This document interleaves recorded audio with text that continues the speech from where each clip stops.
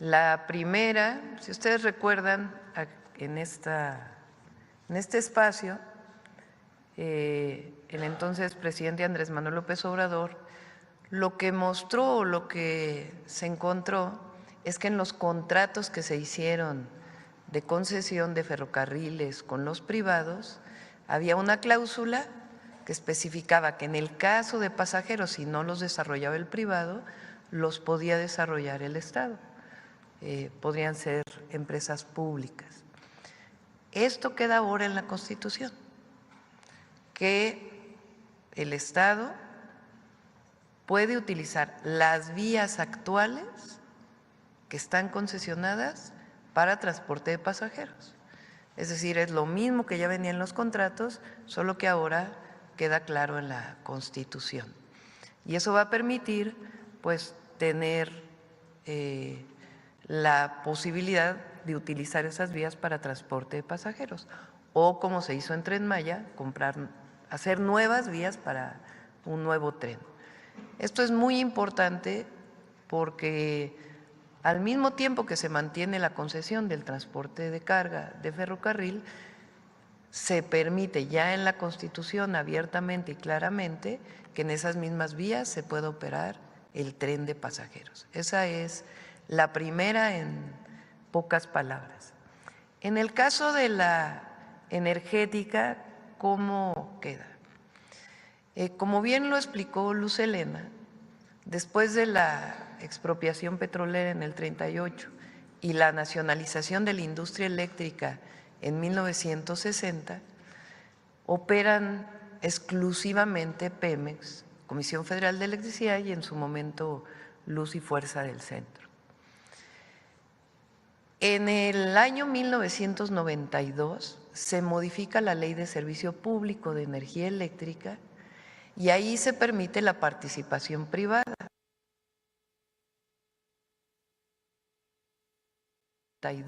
Se modifica la Ley de Servicio Público de Energía Eléctrica y ahí se permite la participación privada en una forma en donde en realidad no se respetaba lo que decía la Constitución, pero a través de una ley secundaria encuentran una manera de participación privada. En ese momento era generación independiente, que el privado generara electricidad y se la vendiera a CFE, el autoabastecimiento y otros esquemas. En el 2008 viene, de hecho en 1999, Cedillo quiere privatizar por completo el servicio eléctrico y las movilizaciones que hubo en aquel entonces, en las que por cierto participó de manera muy importante el ESME, evitan esa privatización. En el 2008, si se acuerdan, Calderón pretende una nueva privatización. Ahí viene todo el movimiento de las Adelitas del petróleo, foros que se hacen en su momento en el Senado, y ahí viene un nuevo esquema de privatización. En el 2003 es cuando viene el cambio constitucional, que no había podido hacerse. En este cambio constitucional del 2013 se modifica por completo el esquema de operación de CFE y de Pemex. ¿Cuál es la característica? Le ponen a las empresas, en vez de ser empresas públicas, empresas productivas del Estado. No quiere decir que no queramos que sean productivas, por supuesto que queremos que CFE y Pemex sean productivas, pero ¿cuál es la característica? Que en realidad las ponen a competir en el mismo nivel que todas las empresas privadas en la apertura de un mercado eléctrico que no se había dado en México a partir del 2013. Y en el caso de Pemex, lo mismo. Entonces, estas empresas ya se rigen no por las leyes públicas, sino por las leyes mercantiles, como cualquier empresa privada. ¿Esto qué hace? Pues que formalmente las ponen a competir. En un mercado eléctrico, pues se entiende la competencia.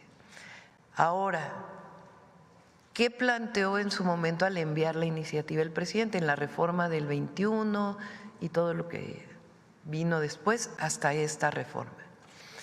Lo que empezó a ocurrir es que cuando se genera la electricidad hay un área que se llama el Centro Nacional de Control de Energía, que define cómo entran en operación las plantas que están generando.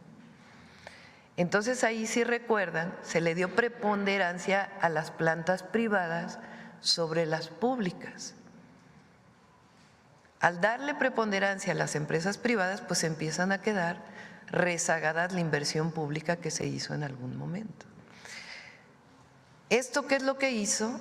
Además de otros contratos que se hicieron de sociedades de autoabastecimiento, recuerdan que era una simulación del mercado eléctrico, donde alguien generaba aquí, alguien compraba aquí y decían somos una sociedad y pasan electricidad por las redes de transmisión sin pagar lo que tienen que pagar por las redes de transmisión. Todo esto generó un problema incluso en el propio servicio del sistema eléctrico nacional, un problema técnico. Entonces, ¿qué plantea la reforma que hoy se va a discutir? Es que las empresas regresen a ser empresas públicas. Es decir, no es el mercado su principal función, sino el servicio público. Eso las fortalece.